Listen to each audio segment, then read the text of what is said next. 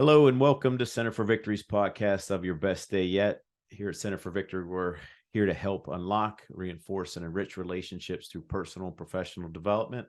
I'm Eric Guy, Chief Victory Officer here. With me today is a newbie and hopefully one that you'll be seeing very often, Dr. Marissa Host. Not a doctor yet. Hello. No, not yet. Not yet. But let me just tell you, folks, if you've been listening here, and some of you who know me, I'm not only big into the leadership piece and managing people, getting the best out of us, but also the physical piece. My wife and I, who run the company, have been through a lot. The first thing physically was the stroke she had when she was pregnant with our daughter. Happy to say that she's off all of those medications after a long process, but then we were hit again with a couple of the things, me being in 2014, being diagnosed with things like MS and things like that. Oh, wow. And then having come off of that, trying to figure it out kind of on our own and not that traditional medical model. And so Marissa, who happens to be the wife of a good friend of mine, she's also a good friend, but I met your husband first. And then we went out, I started talking about these things, with all the physical kind of hacks, and I don't want to call them hacks, they're just normal ways of life that I think we should be behaving in. And she got all excited, and I was like, oh my goodness, somebody doesn't think I'm a freak. I don't think you're a freak. And then I got to thinking about it. I'm like, well, if she knows this stuff, why not have her on and help her out and have her help out with, some folks' questions around some of these things that we see, that we share a passion over. So hopefully you all will be seeing her more often. She signed on big contract for at least 12 episodes, so hopefully we'll be seeing her around. I won't upset her. But Marissa, welcome. I'm glad to have you here. I know you're a couple of decades younger than me, but you seem like you have a lot of knowledge, but it's because of your background and really what you've done. So maybe we could start there and then get into our topic for today. So give people kind of your background. I think it'll make sense of why you're going to be on and multiple times to help folks that we help. Sure. Yeah. So thanks for having me. My name's Marissa. My background is in the medical field. I have been a nurse for about a decade, doing my own research in pretty much all areas of health. Just super interested in the message that Center for Victory, and, Eric and Tammy, their story is really captivating to me. And so the physical aspect, I'm pretty nerdy when it gets to science, down to the cell itself and all things brain. And I think the human body is incredible. And so whenever you shifted into talking more about the physical aspects of how you and Tammy live your lives and the stories that you've told us are incredible. And I think that people need to hear more about that. And so, yeah, I'm super interested to dive into all of this. Love discussing this stuff. And so I'm excited for what's going to come from it. So you're not just a nurse, you've been a hospice nurse. Oh yeah. Hospice is my passion. I love. All right. I really have not, in my 30 years of experience, have not met many people who go, I'm passionate about it. It sounds pretty morbid, doesn't it? But maybe just start there. What draws you to that? Because it's definitely, from what I've seen, it takes a special kind of person to do those things. What drew me to it is, initially I had an experience with a patient just working on a med surgical floor, and it just it felt good as a nurse. It felt good to do this thing that somehow combined the holistic person, the spiritual aspect of someone dying, and the physical as well. To me, meshing the two is sometimes rare in the medical field. And this is one where I felt like this is spiritual and, medicine, physical health all together. And so I found that not only was I drawn to it, I felt like I was very good at forming an environment for these people as they were passing. We have these, birth playlists. We have our birth plan. We have who we want in the room, who we don't.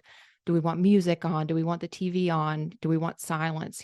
I saw that happening at the beginning of life, but I wanted to do that toward the end as well, and just support that person, because I frankly, and I hate to be so callous about it, but we are going to die one day, and that can be a good experience or a bad one. And so I found that you really can affect the end of life for somebody and make it a joy sometimes, rather than just you're sick, in pain, struggling. And so I want to make the end of their life the highest quality that I can. Yeah. So I love it. So we're gonna nerd out. So Let's nerd out. For those that are just listening, I know you're gonna get some information. Those of you that have asked me other questions about this, many people ask me, especially about the physical side, the body.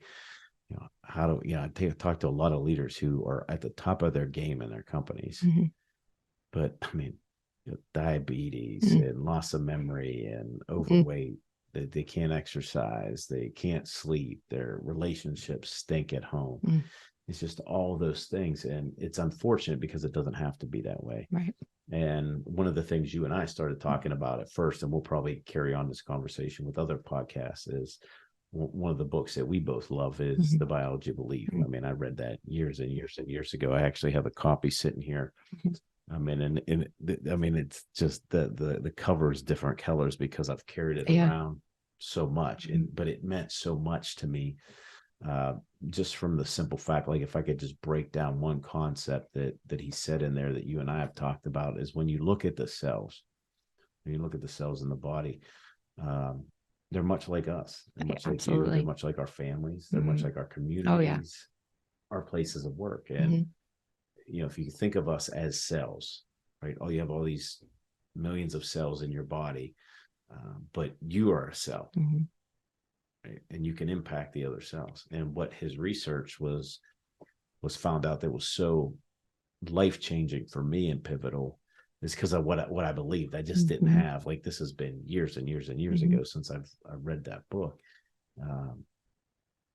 But when we are under stress, or when we're in a lot of fear, our cells constrict, we constrict, therefore our families constrict. So you and I, when we're both in fear, cellularly, we constrict, and that pulls us into a place of survival, but it also opens us up to more illness, sickness, disease, and disorder. And I'm sure you've seen that in a lot of people. Yes, absolutely. And this book for me, and we're going to draw many topics from this book and just in general, but it somehow tied together the science of it to what I already believed, but didn't know how to really put into words when it came to the left brain. This is what our cells are doing. It, like, to me, it was so revolutionary to tie those two together. Because how so for you? I feel like so many times, I believe that we can change our life through our thoughts and our beliefs. I believe that we can be healed. I've seen it. I've experienced it. I've heard your stories. Even in the past, just amazing things that are miracles. But I also, it was always, they were running parallel to each other, the body, and almost in a way that we see people like fighting against their natural body, when in fact, our beliefs, like, we're a holistic being. Our beliefs do interfere with our cells. It trickles down to the very, very tiny little cell. Like, for us to have changes in our lives, the cell has to have a change in its life. Like I can nerd out about that all the time, but yeah. So just the ability to put those two together, it just makes so much sense to me.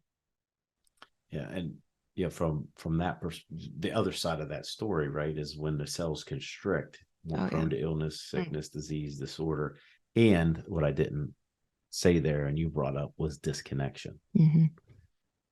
When that cell is thriving, we're more apt to fight off illness, sickness, disease, disorder, and be connected. Absolutely. Right. And again, I think this is where we just put so much stress in our lives that we don't we don't give ourselves a chance to Yeah, be open. it's hard. We've all been through things. We've all, I mean, even again, I relate it back to the simple cell, because researchers often look at a cell in order to study the human condition, because we're so complex with traumas, and we fill our bodies with toxins and caffeine and all these things and expect it to be, amazing. So they look at the cell as kind of the base slate of how we respond to fear, stimulus, love. You talked about being closed off, and how that's kind of segregates us. Whereas if we're thriving and we're open and we're healthy, we're attracting other things that are that way. And so changing our thought life, and who we're around, our inner circle, and just really changing the medium that we put ourselves in, can truly change our life for the better. And I mean, a cell is the product of the medium that it's in, so caring for it, paying attention to what goes in, how that interacts. So it's, you truly can change your life through your surroundings, your thought life, what you speak and what you don't. So Yeah, I think it's interesting that, like, most people, most of us grew up in a place of constriction, mhm. and that breeds those stories. That breeds lack. That breeds a poverty mentality, even Mhm. if we have money. Absolutely. Sure. Yeah. uh, and then we go chasing after more and more and more things, and then we're never happy. And I mean, Mhm. it's just, you look at some of the, and I've been to some of the poorest countries in the world, and you see these people. It's like, how can you be Mhm. happy in these circumstances? Mhm.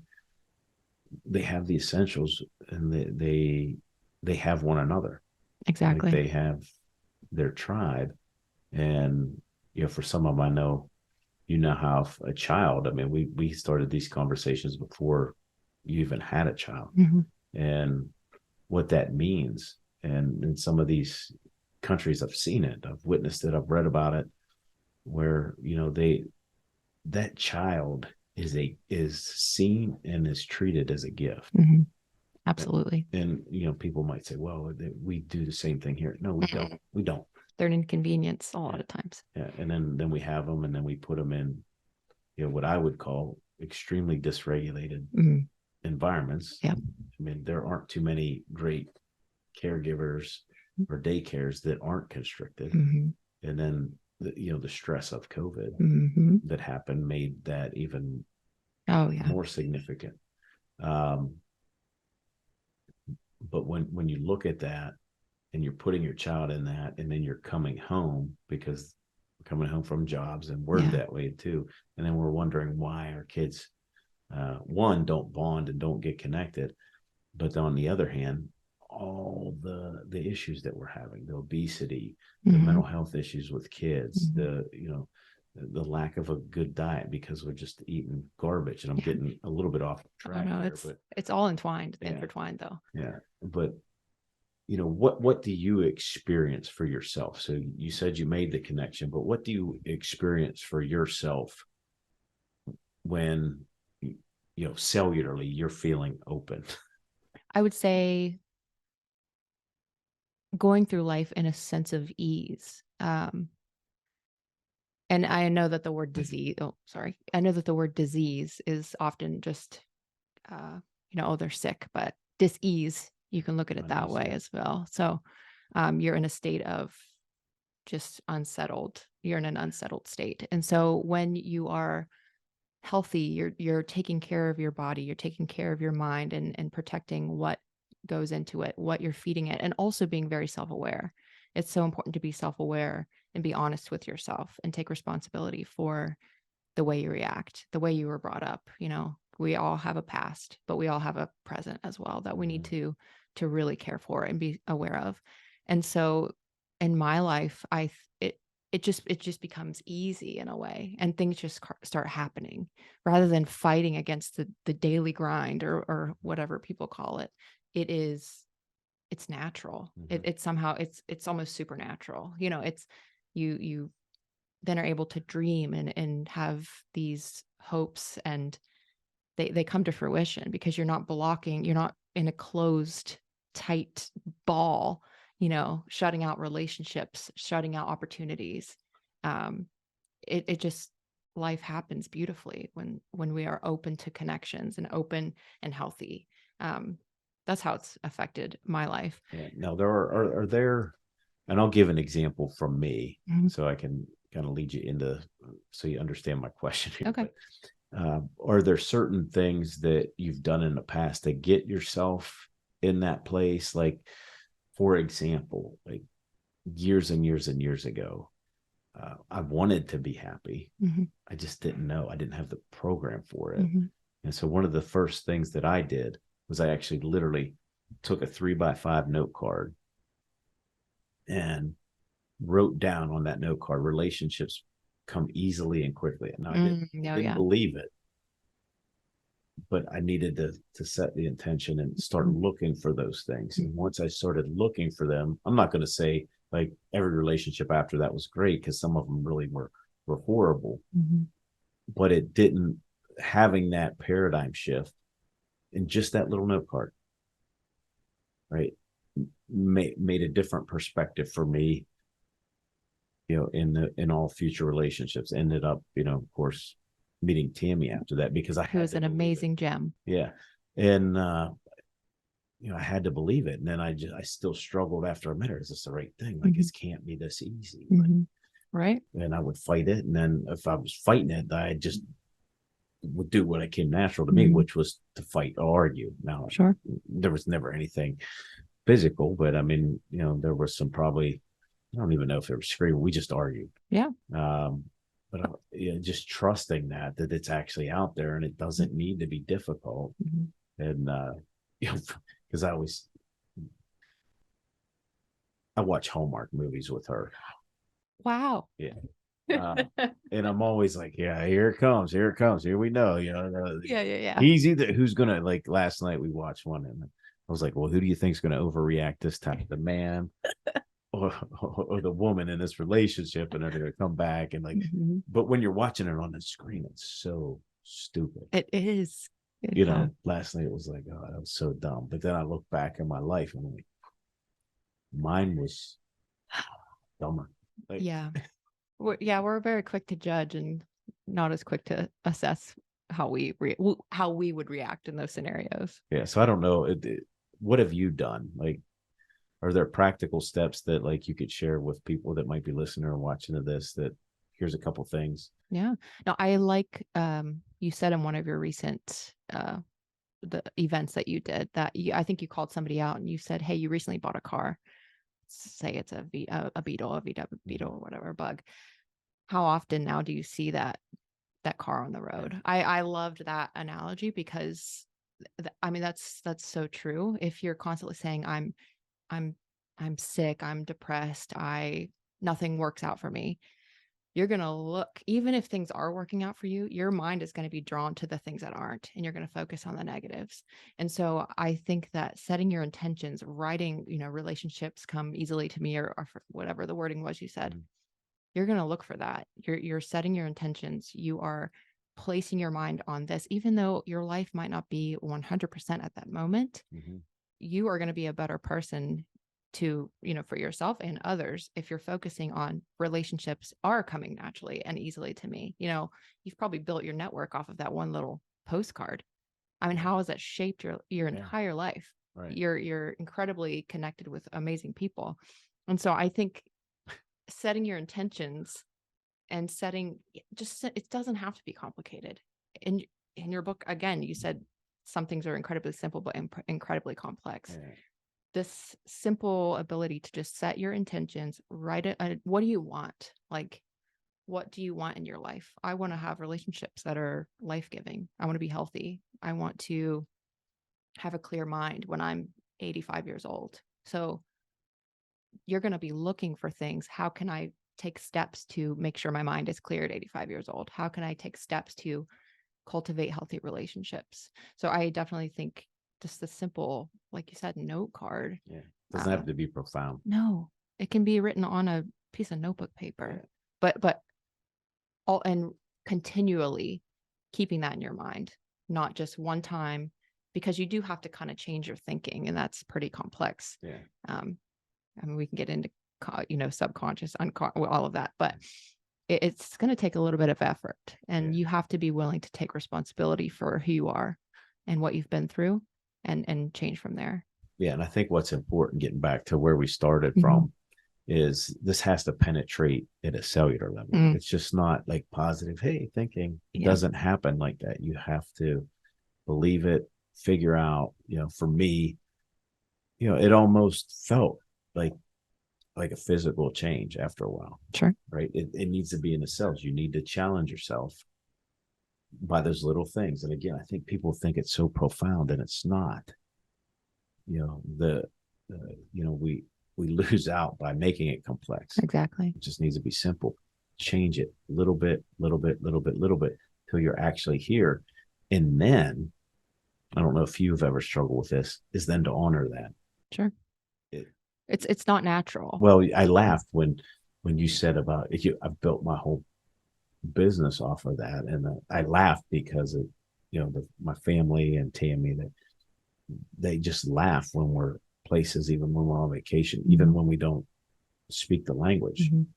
I'll attempt to start conversations with people, or we'll just find ourselves in different places. And I know the last trip Tammy and I were on, I think it was Tammy. No, it was my son and I, Josiah and I.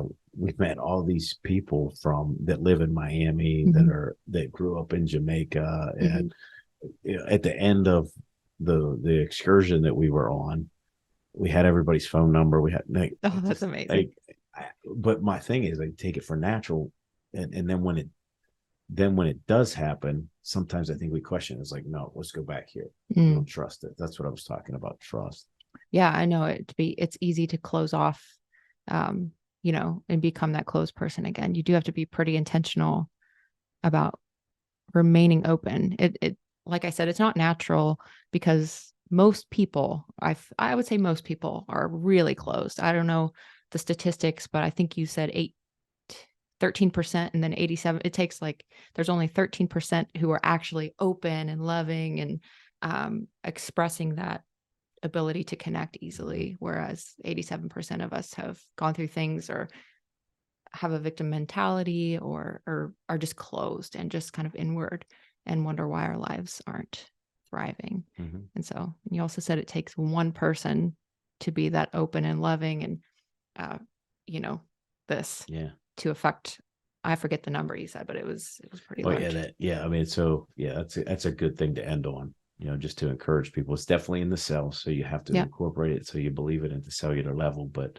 the challenge then that I would give listeners, watchers, is maybe you are that one person. Maybe you need to be that one person for whoever that is, whether you're a leader at a company, whether you're at home, whether in your community, whether it's your brother, sister, mother, father, grandparents. If you're a grandparent doing that for your grandkids, I don't know what that is, but I would challenge listeners to look at it more deeply, because it doesn't need to be these profound things. It just needs to be so that when we get to the end of life, we have those who love us the most around us, and it's a good thing. It's a good cellular thriving thing. So if a cell can do it, you can do it. Yeah. So I mean, cells are pretty incredible, and I don't know how far you want to go into this, but just like people, there are just a few ways. A lot of people blame their past life, how they were raised, some people were abused. That can be so easily changed. Only, I think it's 2 to 5% of people's cells are defected at birth. The physical makeup, you are predispositioned to be replicating these incorrect cells. So this is just how it is. This is how I was raised. This was genetic. My father was abusive, therefore I'm abusive. My mom was angry, so I'm angry. Whereas the other 95 to 98% of people actually don't have anything that ties to their past, like anything that would predispose them to anger. It's all in the way we receive and give and it can all be changed. In cells, it's trauma. If you break down the 3 ways of giving and receiving signals, and for us, it's perceptions and how we relate to other people. Trauma is something that can affect people's ability to be open. And I mean, we've all experienced our own levels of trauma, and that's a deep topic. The second is chemicals, toxins, things that interfere with your body's ability to receive and give, signals. And then the third is triggering the wrong signal at the wrong time. Yeah. And so that you can go into constantly in a level of stress, fight or flight, when we're sitting at our desks, warm, fed, healthy, and our mind thinks we're running from that tiger, and so that wears on our body. And then it doesn't allow the rest of our body to do its job because it's focused on running from this threat that doesn't even exist. It's a threat we are putting on ourselves and our mind. I'm not working hard enough. I'm not going to get paid. I'm not going to meet this deadline. We are putting these things in our mind that are causing our bodies to really suffer, causing ourselves to really stress out, when we need to just be self-aware that this is happening to us, really change our thought process and realize that we are safe. I'm sitting here safe, fed, warm. Our bodies will thank us, because there are so many, the body's more than just run. There's so much that's happening in there that can't happen when you're in a level of stress, and it starts from the cell and works its way up. Okay. Well, maybe we should just stop there for Mhm. now, but that was good stuff. Hopefully it's helpful for everybody, but I mean, it definitely is in the cells to think of it in that way. And that's where change is going to occur too. Yeah. So appreciate you being on. Hopefully this won't deter you. Come No, back. I'm ready to nerd out more. Okay. This is great stuff. And I'm really looking forward to it. I hope everybody else is looking forward Yeah. to it, because this is the stuff that I don't always get to talk about, but that's been real important for me in my life. But it's behind the scenes stuff. These are all the things that we're working with when we're working with individuals, coaching and things like that. So hopefully you've enjoyed this today. Really appreciate you listening, watching. Tune in next time, especially when we have Marissa back here. If you want more information, you can check us out at centerforvictory.com. And just remember, whatever you're doing, wherever you're at, make this your best day yet.